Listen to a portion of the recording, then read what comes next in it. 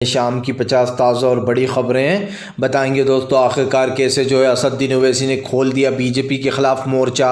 ओवैसी बोले फ़िलहाल मुसलमानों को डराना और धमकाना चाहती है बीजेपी, मुसलमानों के साथ किया छल। आखिरकार क्यों दोस्तों प्रधानमंत्री नरेंद्र मोदी के ऊपर भड़क गए जो है यहाँ पर किसान नेता राकेश टिकैत। कहा फ़िलहाल अगर किसानों की बात नहीं सुनी तो महापंचायत में लिया जाएगा बड़ा फैसला। आपको बता दें आज किसानों की बैठक भी है सरकार के साथ। क्यों आखिरकार दोस्तों भारतीय जनता पार्टी के ऊपर फट पड़े तेजस्वी यादव। कहा बीजेपी की गोद में बार बार जाकर बैठ जाते हैं नीतीश कुमार। हमारे सामने हाथ जोड़ते हुए आए थे कि हमारे गठबंधन को बचा लो, हमारी सरकार को। और क्यों आखिरकार दोस्तों आपको बताते चले पूरे देश में ईवीएम को लेकर हो रही है जो है यहाँ पर ज़ोरदार तरीके से भिड़त। बताएंगे क्यों ईवीएम वाले मुद्दे को दबाया जा रहा। तमाम मुद्दों पर होगी बात, लेकिन उससे पहले अगर आपने अब तक हमारे चैनल को सब्सक्राइब नहीं किया है तो जल्दी से कर लीजिए। पास में एक घंटी आएगी, इसको भी ऑल नोटिफिकेशन पे दबाइए ताकि हर वीडियो की जो अपडेट है दोस्तों वो आपको मिल पाए। दरअसल आपको बताते चले दोस्तों फिलहाल बीजेपी के ऊपर जमकर गरजते हुए नजर आया असदुद्दीन ओवैसी बोले बीजेपी ने छीना है इस देश के युवा और मुसलमानों का हक। दरअसल आपको बताते चले असदुद्दीन ओवैसी का कहना है कि पूरे बिहार को नीतीश कुमार, बीजेपी और ख़ास करके जो है यहाँ पर लालू प्रसाद यादव, इन तीन लोगों ने लूटा है। उन्होंने कहा कि फ़िलहाल ये तीनों बिहार को लूट रहे हैं। नीतीश कुमार बार बार अपना पाला बदल कर बीजेपी की गोद में बैठ जाते हैं। उन्होंने कहा कि फ़िलहाल मुसलमानों का हक छीना जा रहा है उनसे। जिस तरीके के मुद्दे चल रहे हैं ओवैसी ने कहा हमारे देश को बांटने की कोशिश की जा रही है। असदुद्दीन ओवैसी ने कहा कि फ़िलहाल बिहार की जनता के साथ ये लोग धोखा करते हैं, ये सरकार नहीं चलाते। एक तरीके से दोस्तों ये डीलें हो रही हैं, कभी वो इसके साथ आ जाते हैं, कभी उसके साथ आ जाते हैं। ऐसे में विकास रुका पड़ा। अब नीतीश कुमार कह रहे हैं कि आरजेडी के नेताओं की जांचें होंगी। जब इतने दिन से उनकी गोद में बैठे थे तब दोस्तों कोई दिक्कत नहीं हुई, लेकिन अब जब बीजेपी की गोद में आकर बैठ गए तो अब कह रहे हैं जांचें होंगी। तो आप समझ सकते हैं कि ये सारा दिमाग उन्हें बीजेपी देती है। आपको बताते चले दोस्तों किसान नेता राकेश टिकैत की सरकार को चेतावनी। राकेश टिकैत बोले सरकार फैसला कर ले, या तो वो किसान के हक में फैसला करे या किसान के विरोध में किसान उतरेगा सड़कों पर। आपको बताते चले फिलहाल एक बात साफ हो चुकी है, किसान सड़कों पर उतरने को तैयार है, किसान सड़कों पर है। और ऐसे में अगर ये आंदोलन पर बात नहीं बनती तो दोस्तों साफ हो गया किसान जो है वो अपनी लड़ाई आगे भी लड़ेगा। मतलब साफ हो चुका है दोस्तों कि इस देश में आज महंगाई, गरीबी, बेरोजगारी जैसे मुद्दे तो हैं ही, लेकिन सरकार को रोकने के लिए यहाँ पर किसान अपनी पूरी जी जान लगा रहे हैं। पर किसानों को दोस्तों आप समझिए किस तरीके से रोंदने की कोशिश की जा रही है। इसी को लेकर कहीं ना कहीं अब साफ हो गया है कि इस देश का किसान डरने वाला नहीं है। अगर सरकार नहीं मानेगी दोस्तों तो किसान जो है वो सड़कों पर उतरेगा, और फिर उसके बाद आप समझ सकते हैं क्या होगा।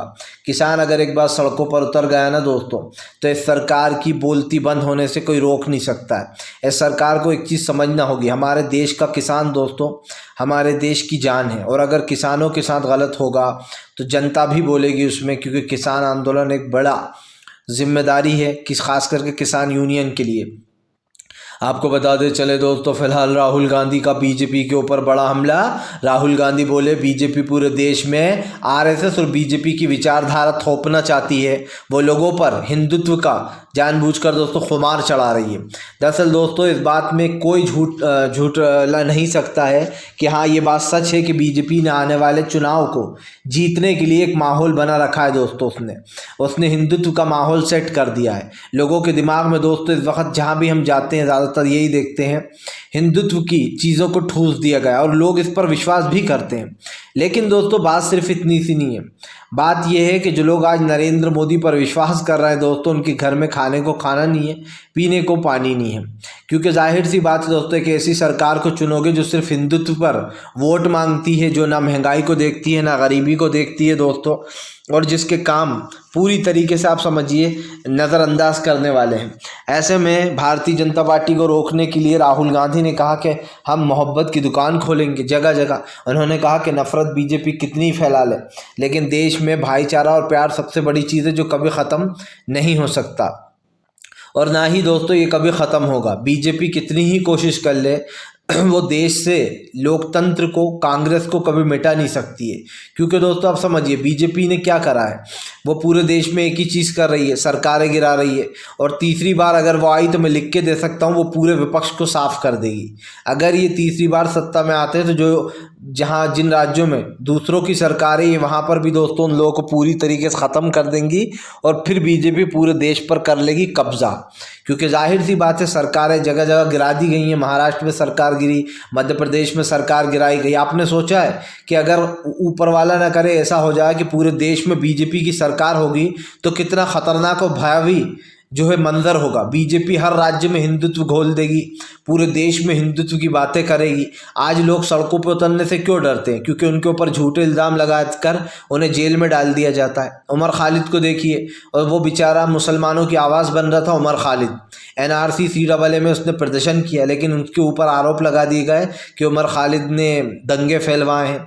दोस्तों, जो भी बीजेपी के खिलाफ सच बोलता है या फिर कुछ करता है, सड़कों पर उतरता है, तो बीजेपी उसके साथ यही करती है।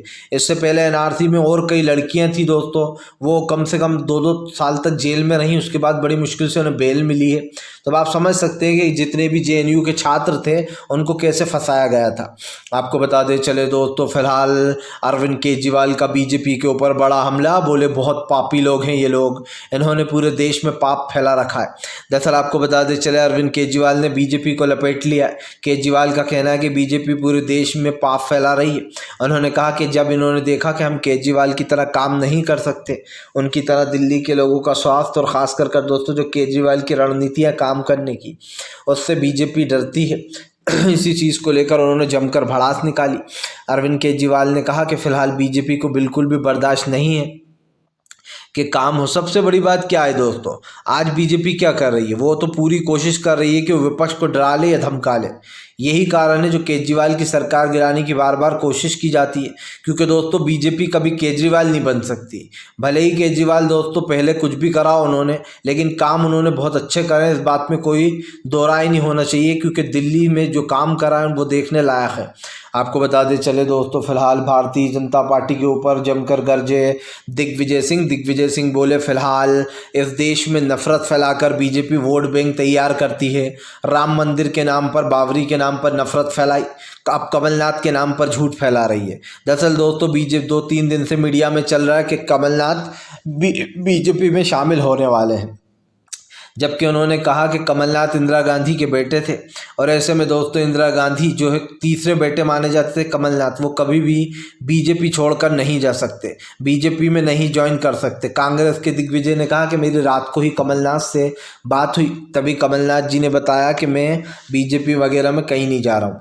और आप सोचिए दोस्तों, अभी ही हाल ही में कमलनाथ के नेतृत्व में चुनाव लड़ा गया मध्य प्रदेश में, और ऐसे में कमलनाथ अगर पार्टी छोड़कर जाते हैं दोस्तों तो ये उनके लिए ख़राब होगा। आप समझिए, कांग्रेस के इससे कोई फ़र्क नहीं पड़ेगा, वैसे भी कमलनाथ का कोई अब वो बचा नहीं है। लेकिन हाँ, ये बात ज़रूर है कि उनका दोस्तों छिंदवाड़ा में एक वो है वोट बैंक।